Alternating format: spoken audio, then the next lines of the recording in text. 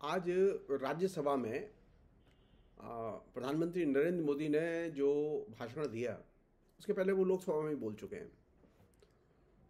वो भाषण मानक है नरेंद्र मोदी की अपनी मानसिकता का, कल्चर का, और वो मानक है बीजेपी का और पूरा का पूरा जो हेट कैंपेन चल रहा है उसका, और फेक कैंपेन चल रहा है। फेक कैंपेन मैं इसलिए कह रहा हूं कि पहली बार ऐसा हो रहा है कि जब से नरेंद्र मोदी आए वो पार्लियामेंट में fake data, fake information, fake statement देने के लिए पार्लियामेंट के फॉर्म का इस्तेमाल करते हैं। और वे फैक्चुअली फेक नहीं बोलते, वो लैंग्वेज में भी फेक बोलते हैं।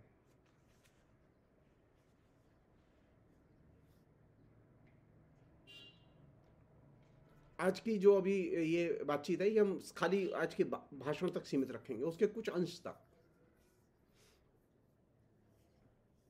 नरेंद्र मोदी ने जो कहा वो ये कि जो सबसे मतलब मजेदार बात है, हम तो ये बात कहेंगे कि नरेंद्र मोदी से कि संघ की गुलामी छोड़कर बोलो वंदे मातरम। अगर उन्हें सचमुच में देश प्यारा है तो संघ की गुलामी छोड़ें।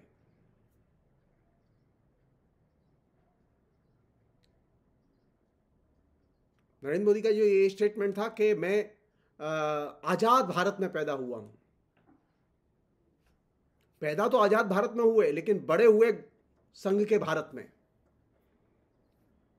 जिसमें कि एक खास तरह की वैचारिक गुलामी, आरएसएस की विचारधारा की गुलामी उसके पूरे के पूरे ताने बाने को रचे बसे हैं।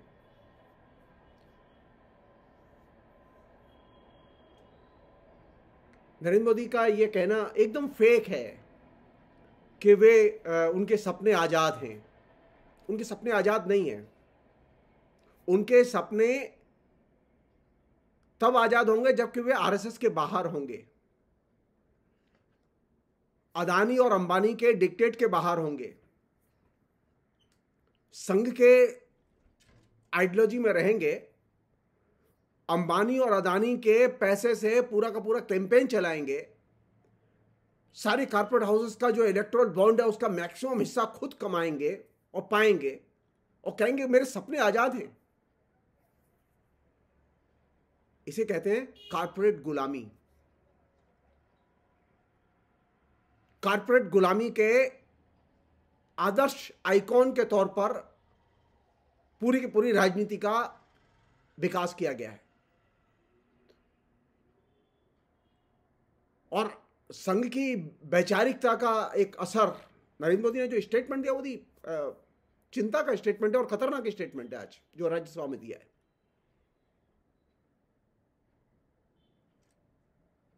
उन्होंने कहा है अपने भाषण में, जैसा कि जनसत्ता ने रिपोर्ट किया है, उनके पास यानी कांग्रेस, उनके पास कोई और चीज नहीं है, वे वही पुराने कागज लिए घूमते हैं, अनकोट।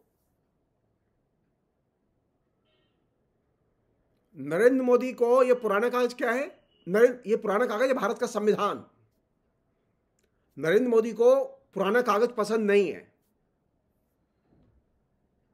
जो लोग ये सोचते हो कि नरेंद्र मोदी आने वाले समय में अगर इलेक्शन जीत जाते हैं तो ये संविधान बचेगा, उनके लिए साफ चेतावनी है कि वे साफ कह रहे हैं कि नहीं, पुराना कागज पसंद नहीं है। कांग्रेस बार बार एक ही चीज पर जोर दे रही है, संविधान में ये लिखा है, संविधान में ये लिखा है। नरेंद्र मोदी कहते हैं ये पुराना कागज है, मैं नहीं मानूंगा। इतनी अरे अरे, पुराने कागज को नहीं मानोगे तो राम जी को कहां से खोज के लाओगे? राम जी कौन से नए कागज पे छपे थे? राम जी भी पुराने कागज के ही देन है। राम जी का जो मंदिर बना वो पुराने कागज के ही गर्भ से पैदा हुआ। कॉन्स्टिट्यूशन में जो स्पेशल प्रोविजन था उसके तहत ही सुप्रीम कोर्ट ने निर्णय लिया और उसके तहत उन्होंने मंदिर बनाने का अधिकार दिया।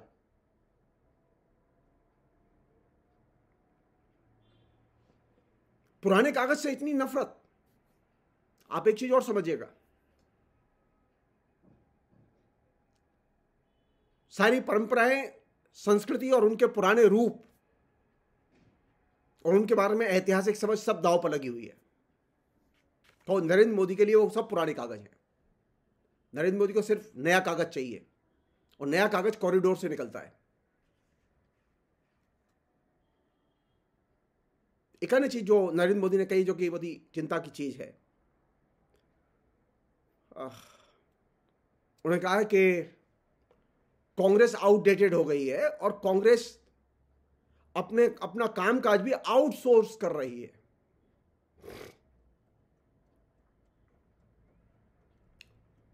पांच दिन पहले इंडियन एक्सप्रेस ने रिपोर्ट छापी है, जो भारत की हिस्ट्री में पहली बार ऐसी घटना घटी है कि 60 से अधिक सेंट्रल गवर्नमेंट के संस्थान और मंत्रालय वो आउटसोर्स करके कंसल्टेशन पर चल रहे हैं, जिस पर कि 1,500 करोड़ रुपए से अधिक सरकार ने खर्च किया है। आउटसोर्स से तो नरेंद्र मोदी की पूरी मिनिस्ट्री चल रही है। ये ऑफिशियल डाटा है। कभी हिंदुस्तान की सरकार ने कभी आउटसोर्सिंग करके सलाह नहीं ली, बहुत रेयर केस में होता था।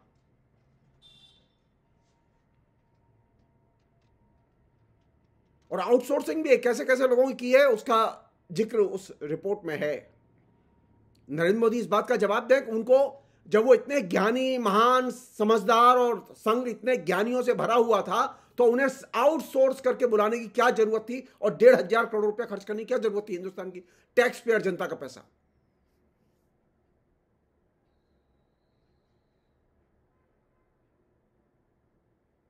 एक अन्य पहलू है जिस पर के उन्होंने बहुत ही अद्भुत बात कही है।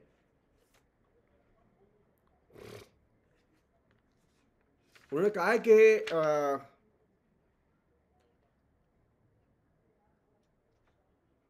कांग्रेस आरक्षण की जन्मजात विरोधी है। फैक्चुअली, जिसे कि आंख में धूल झोंकना,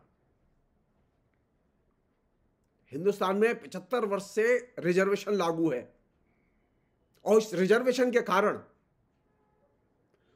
SC ST कैटेगरी के लोगों का बड़े पैमाने पर करीब 10 करोड़ से अधिक लोग अपनी जो दरिद्रतम अवस्था थी उससे निकलकर मिडिल क्लास में और अपर क्लास में आए। पिछले शासन में कांग्रेस की नीति के कारण ही जब देश आजाद हुआ था, तो उस समय हिंदुस्तान में मध्य वर्ग में SC ST कैटेगरी से बहुत कम लोग होते थे। नरेंद्र मोदी पार्लियामेंट में खड़े होकर सफेद झूठ बोल रहे हैं कि कांग्रेस रिजर्वेशन विरोधी है, जो कि रिजर्वेशन लगातार अभी भी कॉन्स्टिट्यूशनल प्रोविजन है, वो अभी भी लागू है। कांग्रेस ने रिजर्वेशन इंप्लीमेंट किया, और इंप्लीमेंट करके SC ST कैटेगरी के करोड़ों लोगों को दरिद्रतम अवस्था से निकाल के वे ऊपर मिडिल क्लास में लेकर आए। और स्थिति क्या है? स्थिति यह है कि तकरीबन 1,000 से अधिक लोग ऐसे हैं SC ST कैटेगरी के, जिनके पास में 500-600 करोड़ से अधिक की संपत्ति है। 1947 में तो यह स्थिति नहीं थी। करोड़ों मिडिल क्लास में लोग SC ST के मिलेंगे आपको।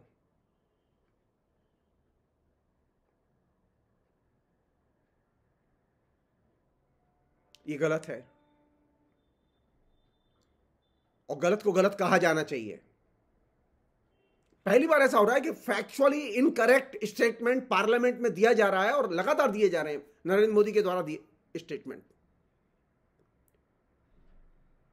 उनके मतभेद हो सकते हैं कांग्रेस से, उनके मतभेद हो सकते हैं इंदिरा गांधी से, उनके मतभेद हो सकते हैं जवाहरलाल नेहरू से, उनके मतभेद हो सकते हैं राहुल गांधी से, लेकिन आप फेक स्टेटमेंट क्यों देंगे?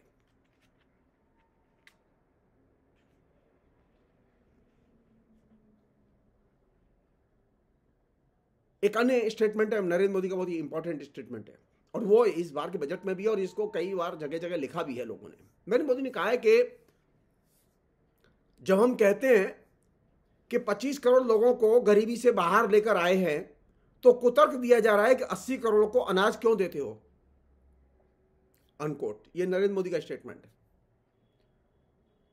नरेंद्र मोदी को अर्थशास्त्र आता है, वो लूट वाला अर्थशास्त्र आता है, डेवलपमेंट का अर्थशास्त्र नहीं आता।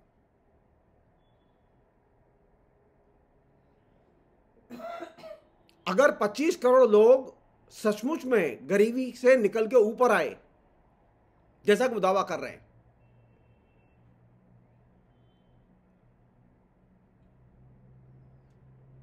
तो इतनी बेरोजगारी क्यों है?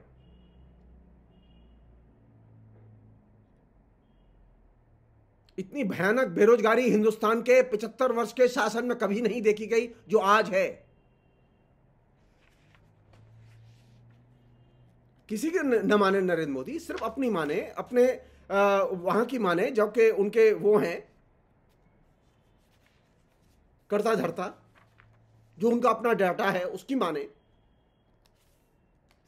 उनके डाटा क्या हैं? उनके डाटा यह है कि नरेंद्र मोदी के शासन में आने के बाद युवाओं में बड़े पैमाने पर बेरोजगारी बढ़ी।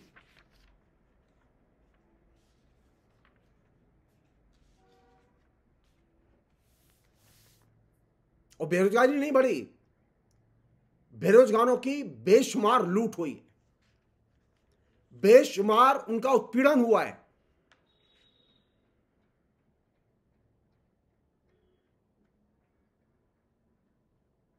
हर राज्य में करोड़ों बेरोजगार बैठे हुए हैं, और वे जो ऐसे भी लोग उसमें बेरोजगार हैं जो पहले नौकरी करते थे लेकिन उनकी नौकरियां चली गई।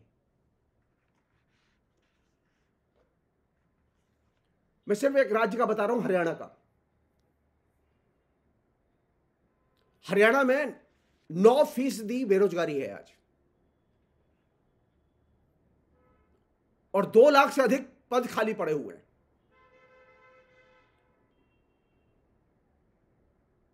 आप कह रहे डेवलपमेंट हुआ है और लोग गरीबी से निकाले गए हैं।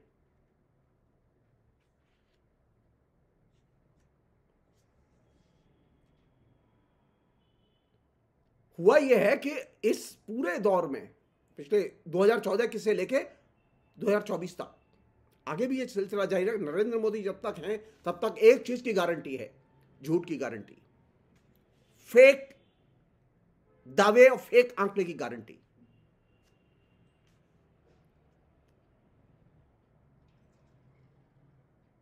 नरेंद्र मोदी से पलट के सवाल किया जाना चाहिए कि वे सामान्य तौर पर गरीबी के आंकड़ों पर बात क्यों नहीं करना चाहते।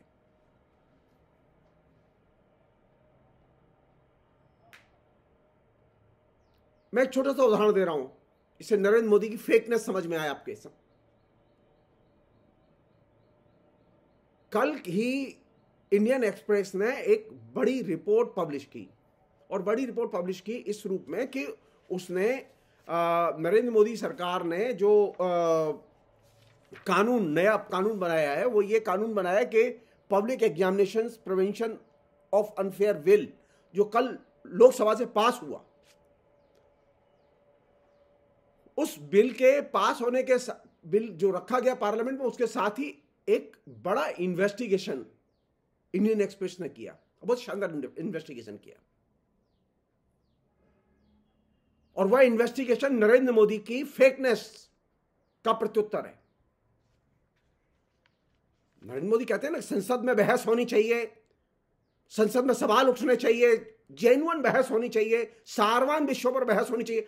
1,04,00,000 से अधिक नौजवान जिनकी परीक्षाएं हिंदुस्तान में विभिन्न राज्यों में कैंसिल कर दी गई हों,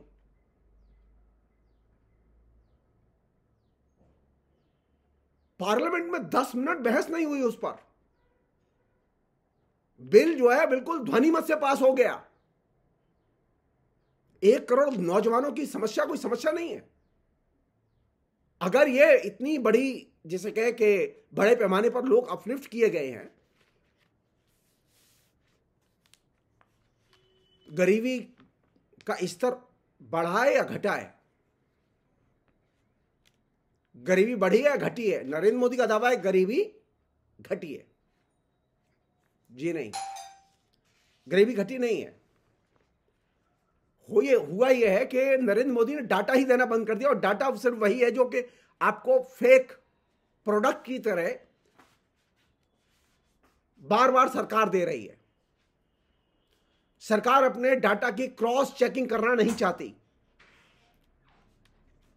और जब सरकार अपने डाटा की क्रॉस चेकिंग नहीं करेगी, दूसरों को करने नहीं देगी और दूसरों की राय मानेगी नहीं, अखबार में सिर्फ उन्हीं के डाटा को कवरेज दिया जाएगा। छोटा सा उदाहरण दे रहा हूं मैं, ज्यादा नहीं जाना चाहता मैं डिटेल्स में, क्योंकि नरेंद्र मोदी जो है वो झूठ बोलने में नंबर 1 है। मणिपुर में पिछले 10 महीने से अशांति चल रही है। जिस राज्य में अशांति हो, जहां एकदम सारा सिस्टम ठप पड़ा हो और सारे इलाके आतंकियों और उग्रवादियों ने कब्जे में लिए हों, वहां क्या लोगों गरीबी की रेखा से ऊपर आएंगे या नीचे जाएंगे? बच्चे स्कूल नहीं जा रहे वहां,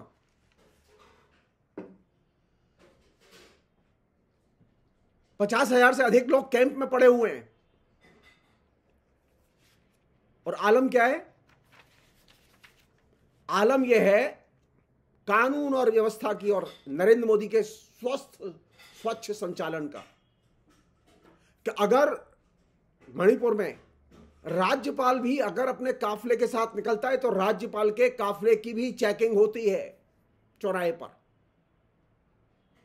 कोई भी वीआईपी निकलता है तो उसके काफिले की चेकिंग होती है चौराहे पर। चेकिंग करने वाले कौन लोग हैं?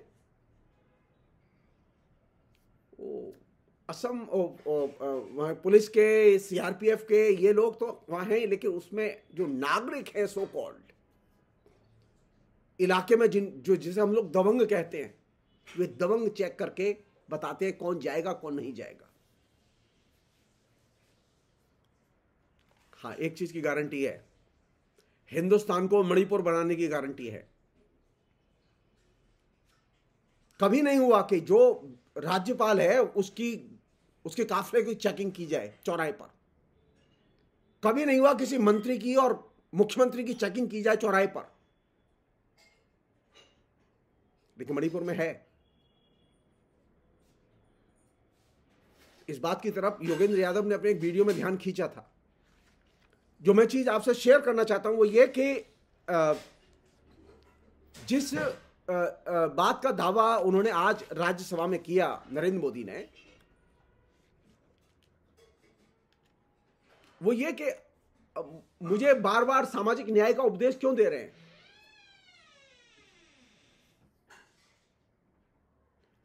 सामाजिक न्याय का उपदेश इसलिए दे रहे हैं क्योंकि सामाजिक अन्याय आपके शासन में और आपकी नीतियों के जरिए बढ़ रहे हैं। अगर सामाजिक अन्याय नहीं बढ़ रहे होते तो आपको उपदेश देने की जरूरत नहीं पड़ती, और जनता को, विपक्ष को यह पूरा अधिकार है कि वह सरकार को बताए कि सरकार कहां गलत है।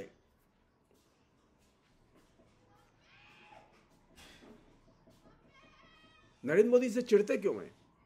सामाजिक न्याय के पदबंध से चिढ़ते क्यों हैं? अगर मान लो इतनी ही ईमानदारी है उनके अंदर और इतनी ही निष्ठा है उनके अंदर, जैसा कि वो दावा कर रहे हैं, मेरा मानना है कि उनकी फेक स्टेटमेंट में आस्था है, उनकी एक ऑनेस्ट ईमानदार बयान में कोई आस्था नहीं है उनकी।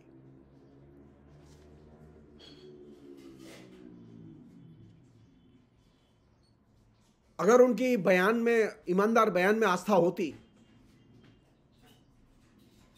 तो वो कम से कम सिर्फ एक काम करते कि जो सुप्रीम कोर्ट के आदेश है उनका पालन करते। सुप्रीम कोर्ट के 1 दर्जन से अधिक जजमेंट हैं जिनका के पालन नरेंद्र मोदी की सरकार ने नहीं किया है।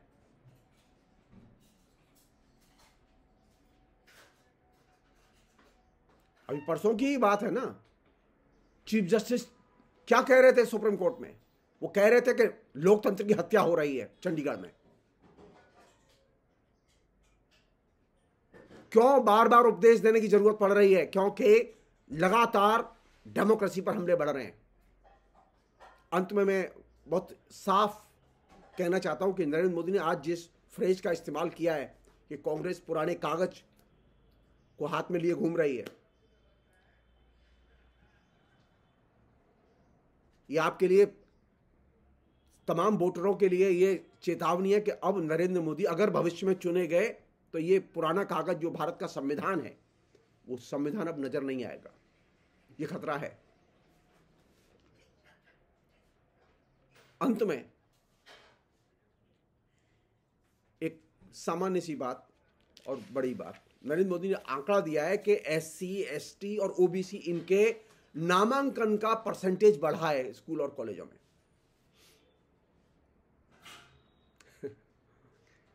जिसे कहते सफेद झूठ। हालत यह है कि जो ड्रॉप आउट रेट है वो बढ़ रहा है, लगातार बढ़ रहा है।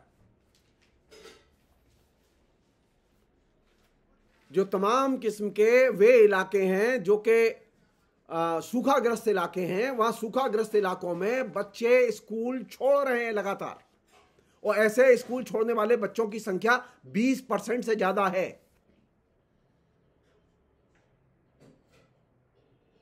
पचास 50% से अधिक बच्चे सूखाग्रस्त इलाकों में सिर्फ पानी भरने के काम के लिए घर से निकल के जाते हैं। नरेंद्र मोदी को मालूम नहीं है गरीब लोग कैसे रहते हैं।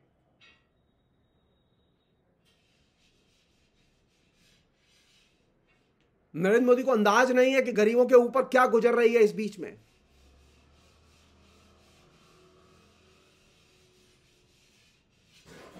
एक अन्य चीज और बहुत जरूरी चीज, अगर SC, ST, OBC का नामांकन बढ़ा है तो इसका मतलब शिक्षा पर तुमने खर्च ज्यादा किया होगा। लेकिन हालत क्या है? अभी जो 4 दिन पहले जो पार्लियामेंट में वित्त मंत्री निर्मला सीतारमण ने जो बजट पेश किया, अंतरिम बजट, उसमें शिक्षा के बजट में कटौती की गई है। अरे नामांकन बढ़ रहा है तो खर्चा भी बढ़ना चाहिए। ये क्या मतलब है? नामांकन तो बढ़ रहा है, खर्चा नहीं बढ़ रहा है। कमाल है।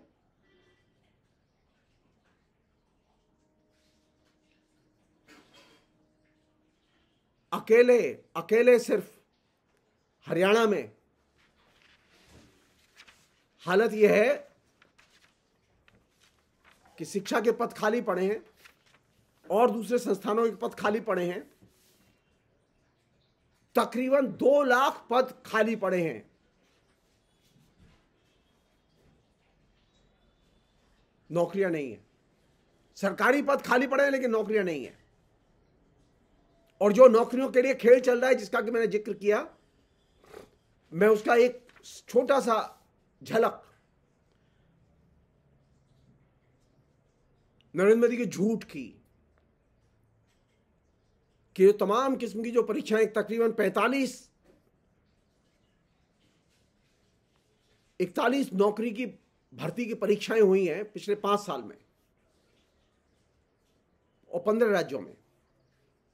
उसमें 1.4 करोड़ यानी 1 करोड़ 4 लाख से अधिक नौजवान प्रभावित हुए हैं। वे परीक्षाएं कैंसिल हुई हैं, उनकी दोबारा डेट दी गई उनमें से कई की, और हालत इतनी खराब है कि उससे पूरा का पूरा हिंदुस्तान त्रस्त है। ये रैकेट कहां से चल रहा है? ये रैकेट कौन लोग चला रहे हैं? ईडी आज तक कभी किसी भी इस लीक पेपर करने वाले को नहीं पकड़ पाती है।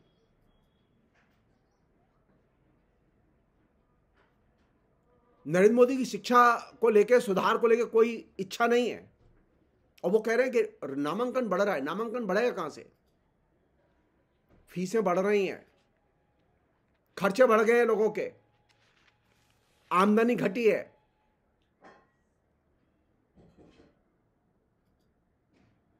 मैं सिर्फ आखिर में एक ही चीज कहना चाहूंगा कि नरेंद्र मोदी ने ये तमाम किस्म की एंटी कांग्रेस जो उन्मादी भाषा है, जो कि अब चुक चुकी है, उस चुकी हुई उन्मादी भाषा का उन्होंने अपने भाषण में इस्तेमाल किया है, और ये इस बात का संकेत है कि आने वाले समय में वे और भी ज्यादा लोकतंत्र विरोधी भूमिका अदा करेंगे।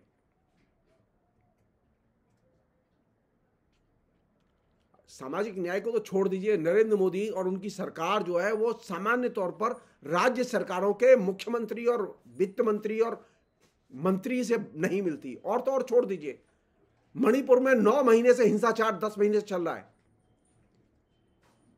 मणिपुर से एक एमपी नरेंद्र मोदी कैबिनेट में विदेश राज्य मंत्री है, लेकिन वो पिछले 9 महीने में वो नरेंद्र मोदी से मिलने का समय नहीं ले पाया है। नरेंद्र मोदी ने उसे समय नहीं दिया है। क्यों नहीं सामाजिक न्याय की बात करेंगे लोग? बार बार क्यों नहीं उठाएंगे सामाजिक न्याय के प्रश्न को? क्या वजह है कि सामाजिक न्याय से आपको चिढ़ होती है? कोई तो वजह है। आज कर्नाटक के लोग रोड पर बैठे हुए हैं, जंतर मंतर पर, सारे एमपी एमएलए, सारे नेता।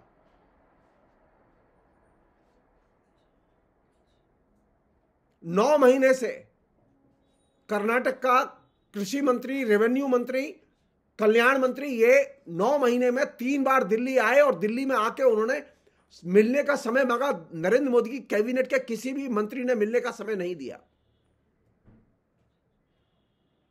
राज्यों के मंत्रियों के साथ, अपनी कैबिनेट में जो मंत्री है उसके साथ अगर ये दुर्व्यवहार है, तो सामाजिक न्याय जो सामान्य नागरिक के लिए जरूरी है, वहां आप क्या दुर्दशा कर रहे होंगे, इसकी हम कल्पना कर सकते हैं। इसलिए आज का जो नरेंद्र मोदी का जो राज्यसभा में दिया गया भाषण था, वो एक मैसेज देता है कि नरेंद्र मोदी के लिए संविधान एक पुराना कागज है। नरेंद्र मोदी उसे लाइक नहीं करते। हम फिर कहना चाहते हैं आखिर में, आरएसएस की गुलामी छोड़ के बोलो वंदे मातरम। Thank you.